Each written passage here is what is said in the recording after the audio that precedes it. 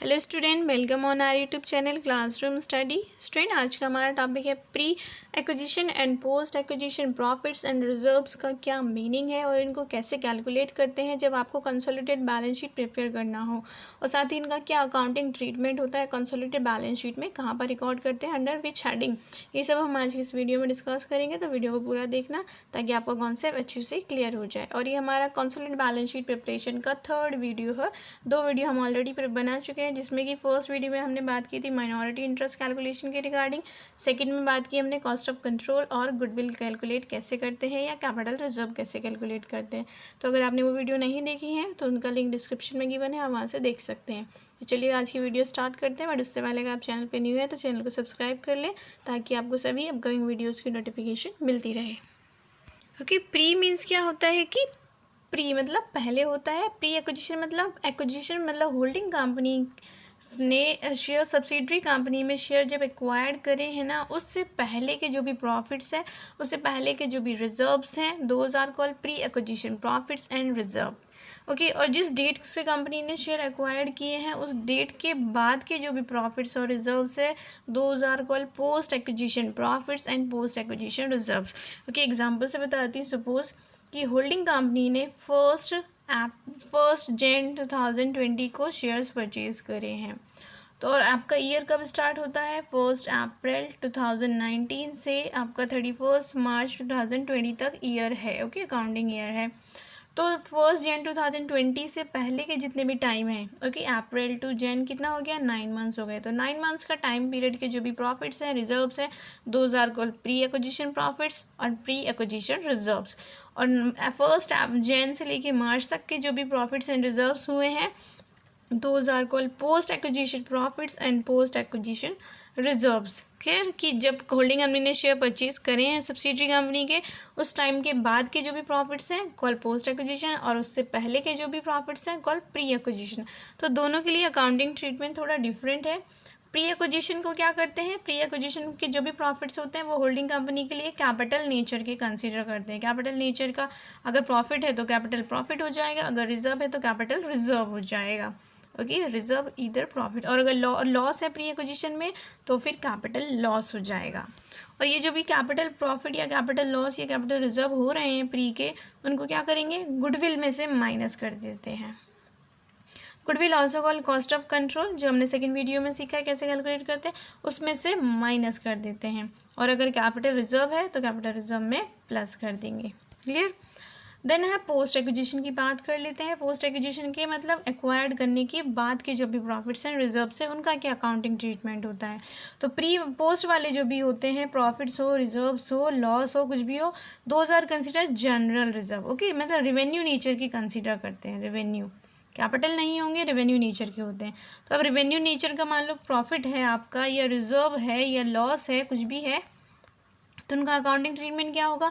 उनका accounting treatment ये होता है कि आप जो भी कंसोलिडेटेड बैलेंस शीट प्रिपेयर कर रहे हैं ना, मतलब न्यू बैलेंस शीट जो बना रहे हैं, consolidated balance sheet, new balance sheet, उसमें आप होल्डिंग कंपनी के जो भी रिजर्व्स गिवन है अगर, तो रिजर्व्स में ऐड कर देंगे।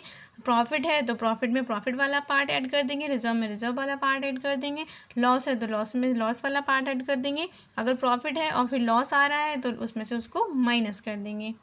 क्लियर कि पोस्ट वाले जो प्रॉफिट्स, रिजर्व्स या लॉस है, उनको कंसोलिडेटेड बैलेंस शीट में शो करते हैं। कहाँ पर शो करते हैं, रिजर्व एंड सरप्लस में, होल्डिंग कंपनी के प्रॉफिट्स रिजर्व के साथ में ऐड करके। क्लियर। एक क्वेश्चन करेंगे हम ताकि आपका कॉन्सेप्ट और अच्छे से क्लियर हो जाए। ओके, सो सी यहाँ पर आपको मीनिंग भी गिवन है, आप देख सकते हैं इसको। और अगर सपोज की कंपनी के रिजर्व्स हैं, क्या 2 चीज़ें हो सकती हैं सब्सिडरी कंपनी के बैलेंस शीट में, या तो रिजर्व्स होंगे या फिर प्रॉफिट होगा। ठीक है, जनरल रिजर्व या प्रॉफिट। तो उनको कैसे आपने डिस्ट्रीब्यूट करना है, सबसे पहले आपने डिस्ट्रीब्यूट करना है उनको 2 पार्ट में। यहाँ पर मैं आपको चार्ट बना के दिखाती हूँ, ये देखिए। ठीक है, अगर सपोज रिजर्व्स हैं, ओके, रिजर्व्स या प्रॉफिट कुछ भी गिवन है सब्सिडरी कंपनी की बैलेंस शीट में, तो उसको सबसे पहले 2 पार्ट में डिवाइड करेंगे। क्या 2 पार्ट में, एक होल्डिंग कंपनी का कितना प्रपोर्शन है, माइनॉरिटी शेयर होल्डर्स का कितना प्रपोर्शन है, उन 2 पार्ट में। उसके बाद होल्डिंग कंपनी का जो भी प्रपोर्शन बना ना, उसको 2 पार्ट में अगेन डिवाइड करेंगे आप, प्री एक्विजिशन और पोस्ट एक्विजिशन। ओके, अगर रिजर्व्स है तो प्री एक्विजिशन रिजर्व, प्रॉफिट है तो प्री एक्विजिशन प्रॉफिट, और post acquisition reserve, post acquisition profit.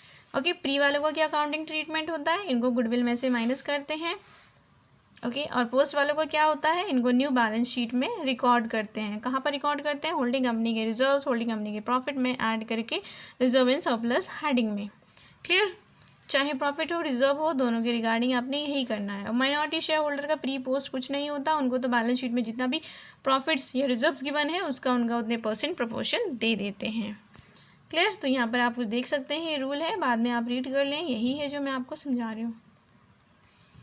तो चलिए ये देखिए, चलिए एक क्वेश्चन करते हैं हम। ये क्वेश्चन है प्री एक्विजिशन सरप्लस प्रॉफिट और रिजर्व के रिगार्डिंग। क्या क्वेश्चन है, from the following information prepare a consolidated balance sheet on March 2020 को। ओके, बैलेंस शीट गिवन है आपको दोनों कंपनी का, होल्डिंग का एंड सब्सिडरी का। ओके, सबसे पहले शेयर कैपिटल। शेयर कैपिटल में शेयर कितने का है, 20 रुपीज़ ईच है, 1 लाख कैपिटल लिखा है। हमें बस सब्सिडरी कंपनी का मेन बैलेंस देखना होता है, क्योंकि कैलकुलेशन जो भी करते हैं वो सब्सिडरी कंपनी के अमाउंट्स पर करते हैं। तो सब्सिडरी कंपनी का शेयर कैपिटल है 1 लाख, और 20 से अगर डिवाइड करेंगे तो कितने नंबर ऑफ शेयर्स आ जाएंगे, 5000 नंबर ऑफ शेयर्स हो जाएंगे।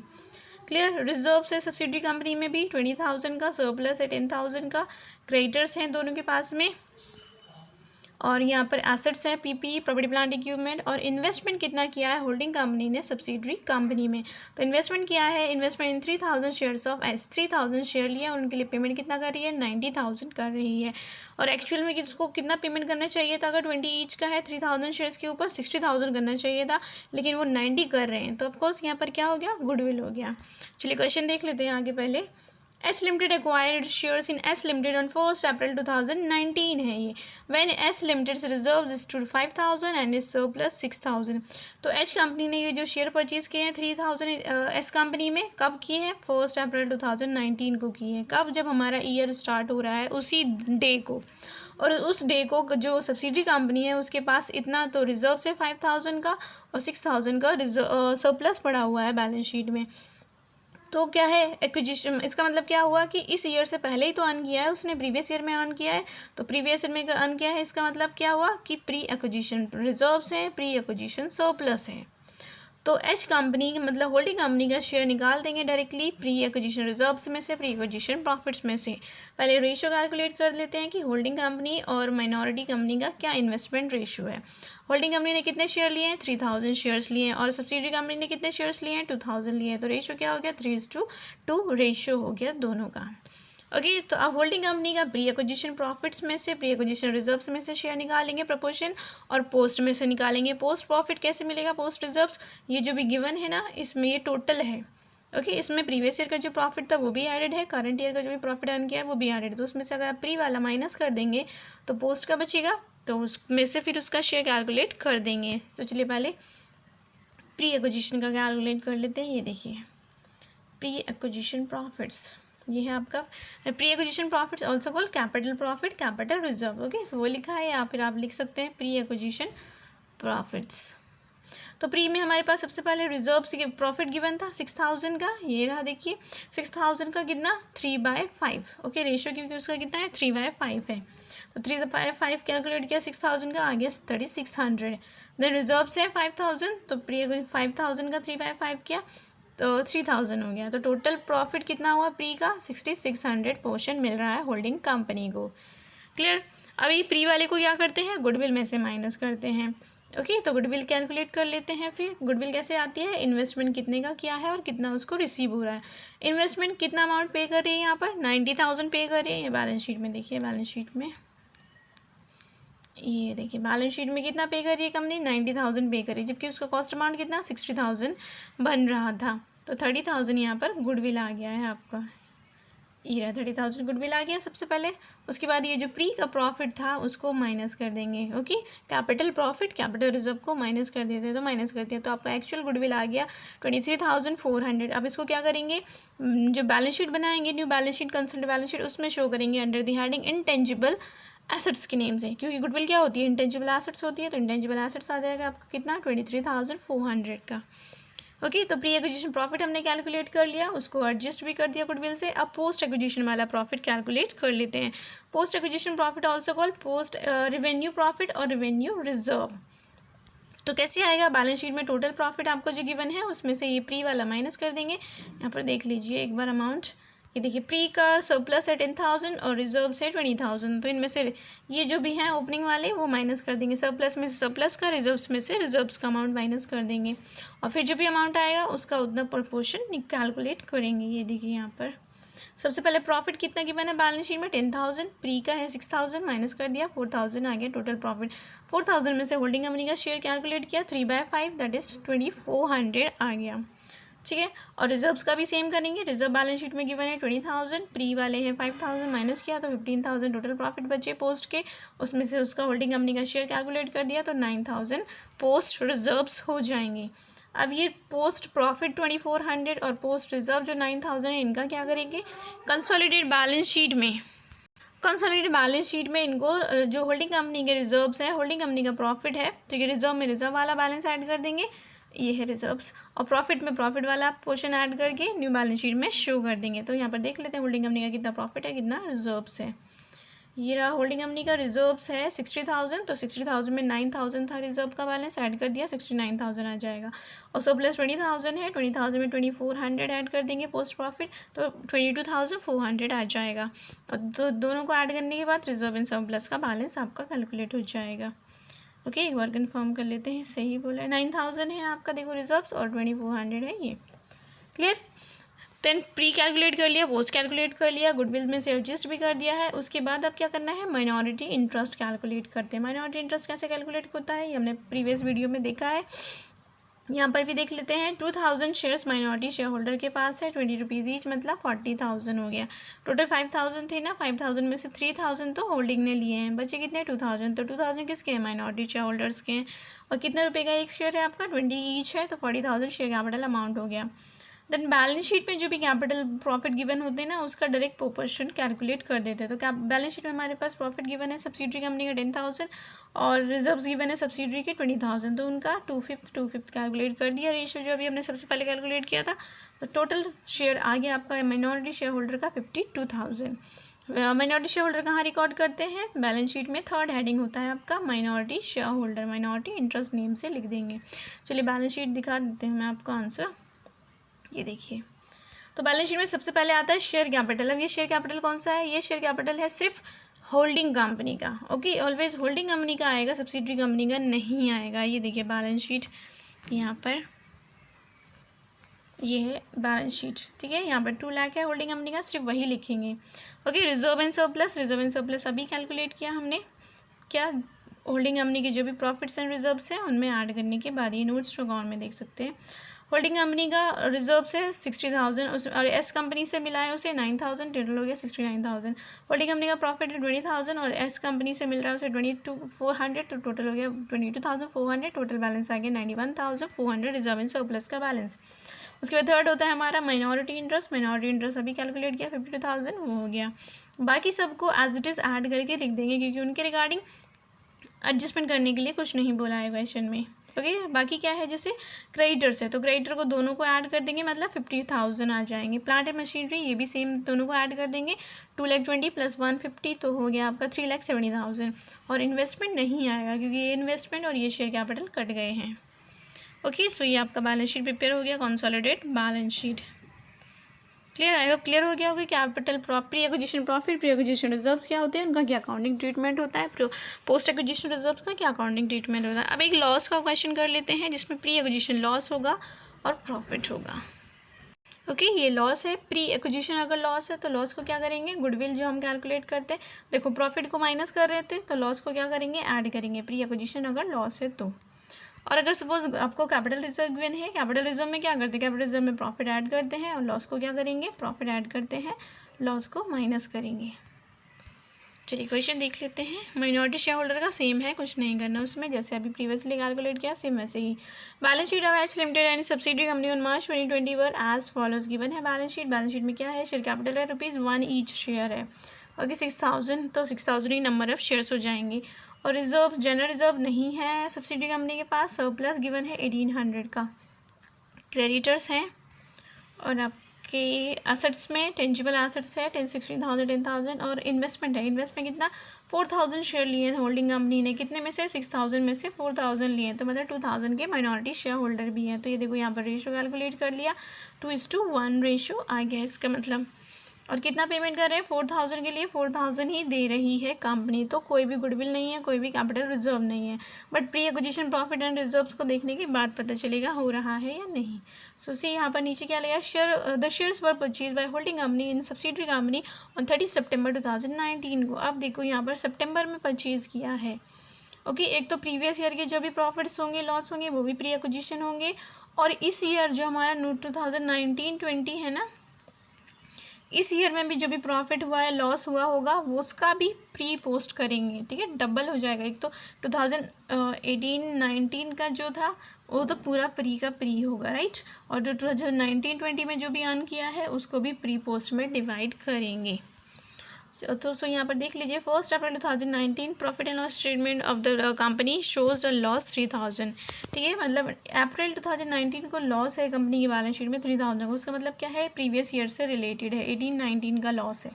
ठीक है, प्री एक्विजिशन लॉस है, which was return of from out of the profit earn during the year. तो जिसको क्या हमने राइट ऑफ कर लिया अपने इस करंट ईयर के प्रॉफिट से। Profit earn during the year uniform over the year 2019-20 में सेम रहा है, प्रॉफिट जितना भी अर्न किया है।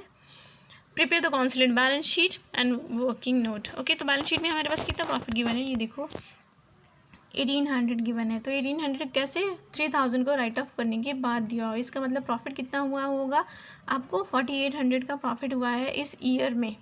तो इस 4800 को आप दो पार्ट में डिवाइड करेंगे, प्री एंड पोस्ट में। 4800 को प्री एंड पोस्ट में करेंगे। 3000 का लॉस तो प्री का ही है, ये 4800 भी प्री पोस्ट हो जाएगा। क्यों, क्योंकि यहाँ पर कब परचेज़ किया है, सितंबर में परचेज़ किया है। तो सितंबर, अप्रैल से लेकर सितंबर का मतलब 6 मंथ का टाइम जो है वो प्री है, और नेक्स्ट 6 मंथ का टाइम पोस्ट हो जाएगा। ओके, 1 अप्रैल 2019 से लेकर 30 सितंबर 2019 तक का 6 मंथ हो गया, और फिर यहाँ 1 सितंबर अक्टूबर के बाद 1 अक्टूबर 2019 से लेकर 31 मार्च 2020 तक का 6 मंथ हो गया। ओके, चलिए कैलकुलेशन कर लेते हैं। ये देखिए, प्री एक्विजिशन लॉस है, गिवन है आपको 3000, तो 3000 में से कितना शेयर हो गया होल्डिंग कंपनी का, 2/3। ओके, 2/3 कैलकुलेट किया तो 2000 मतलब प्री एक्विजिशन लॉस उसको मिल रहा है। और प्री एक्विजिशन प्रॉफिट, पहले तो टोटल प्रॉफिट कितना हो गया, 4800 बताया आपको, 1800 बैलेंस शीट में गिवन है, 3000 उससे लॉस को राइट ऑफ कर लिया, मतलब प्रॉफिट कितना हुआ होगा, 4800 का प्रॉफिट हुआ होगा। क्लियर, तो 4800 को आप दो पार्ट में करेंगे, इसका प्री और पोस्ट, मतलब हाफ 6 मंथ का और 6 मंथ का, तो 2400 तो हो जाएगा प्री एक्विजिशन प्रॉफिट, 2400 हो जाएगा पोस्ट एक्विजिशन प्रॉफिट। फिर इसमें से होल्डिंग कंपनी का शेयर निकालेंगे, इन दोनों में से। प्री का तो क्या हो जाएगा, कैपिटल प्रॉफिट हो जाएगा, और पोस्ट वाला रेवेन्यू प्रॉफिट हो जाएगा, जिसको बैलेंस शीट में रिकॉर्ड करेंगे। तो ये देखिए यहाँ पर किया हुआ है प्रॉफिट, ये लिखा है पहले 6 मंथ का, अक्टूबर से लेके मार्च, पोस्ट वाला है, ये पोस्ट लिखा है अक्टूबर से मार्च का, 2400 हो गया। 2400 में से उसका शेयर निकाला 2/3, तो कितना हो गया, 1600 पोस्ट प्रॉफिट है जो बैलेंस शीट में शो करेंगे। और फिर अब प्री वाला भी सेम 2400 ही हो जाएगा, क्योंकि 2400 का निकाला अगेन वही 2/3, तो 1600 प्री कैपिटल प्रॉफिट है या प्री एक्विजिशन प्रॉफिट है। तो प्री जो भी हैं उनको गुडविल में से माइनस करेंगे, प्रॉफिट को माइनस करते हैं, लॉस को ऐड करेंगे, इसको माइनस करेंगे, और ये जो लॉस आया 2000 उसको ऐड करेंगे। तो गुडविल कैलकुलेट कर लेते हैं उसके लिए। तो गुडविल ये रहा आपका, कितने शेयर परचेज करें होल्डिंग कंपनी ने, 4000 परचेज करें, कितना पेमेंट कर लें उसके लिए, 4000 ही कर रहे हैं, 4000 के लिए 4000 कर रहे हैं, तो नो गुडविल। बट यहाँ पर क्या है, लॉस है, लॉस को ऐड करते हैं, लॉस ऐड कर दिया 2000 का, प्रॉफिट था कैपिटल प्रॉफिट, ये थर्ड वाला, इसको माइनस कर देंगे, तो नेट गुडविल आ गया फिर अभी हमारा 400 का। क्लियर, और पोस्ट वाला जो प्रॉफिट यहाँ पर कैलकुलेट किया 1600 का, वो न्यू बैलेंस शीट में आ जाएगा होल्डिंग कंपनी के प्रॉफिट्स में ऐड करके। होल्डिंग कंपनी का प्रॉफिट कितना गिवन है, यहाँ पर देख लेते हैं क्वेश्चन में, ये रहा होल्डिंग कंपनी का प्रॉफिट 4000, तो 4000 प्लस 1600 तो 5600 आ जाएगा, और रिजर्व्स आ जाएगा इसका 4000। चलिए कॉन्सोलिडेटेड बैलेंस शीट आपको दिखा देते हैं, ये रहा आपका। और माइनॉरिटी इंटरेस्ट, इस माइनॉरिटी शेयर होल्डर का इंटरेस्ट तो रह गया, माइनॉरिटी शेयर होल्डर उसने कितने 6000 दे, 6000 में से 4000 होल्डिंग कंपनी ने लिए, बाकी कितने बचे 2000 किसके हैं, माइनॉरिटी शेयर होल्डर के हैं। कितने का एक है आपका, 1 रुपी ईच है, तो 2000 ही शेयर कैपिटल हो गया माइनॉरिटी का। उसके बाद प्री का लॉस है प्रीवियस ईयर का 3000, उसका 1/3 कैलकुलेट किया तो 1000 का लॉस हो गया। लॉस को तो माइनस करेंगे तो बचा कितना, 1000 बच गया।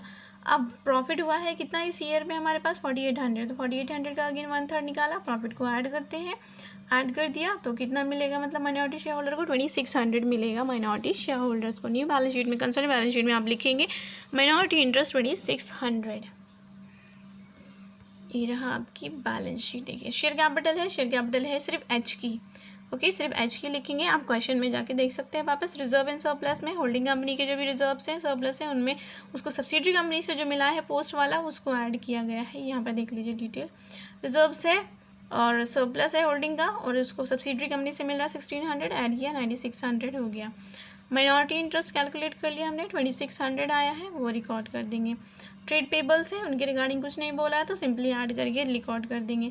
एसेट्स के बारे में भी कुछ नहीं बोला, सिंपली ऐड कर दिया। और गुडविल हमारा आ गया है यहाँ पर 400 का, कैसे, प्रॉफिट का और लॉस का डिफरेंस, ठीक है। लॉस 2000 हो रहा था प्री का और प्रॉफिट प्री का 1600 हो रहा था तो 4000 गुडविल क्रिएट हो गया है। ओके सो ये है आपका question, loss, pre acquisition profit, pre post acquisition profits और रिजर्व्स या लॉस कुछ भी हो उन सब के रिगार्डिंग। ओके आई होप कि आपको कॉन्सेप्ट क्लियर हो गया होगा। तो वीडियो अगर पसंद आए वीडियो को लाइक करें, अपने फ्रेंड्स के साथ शेयर करें।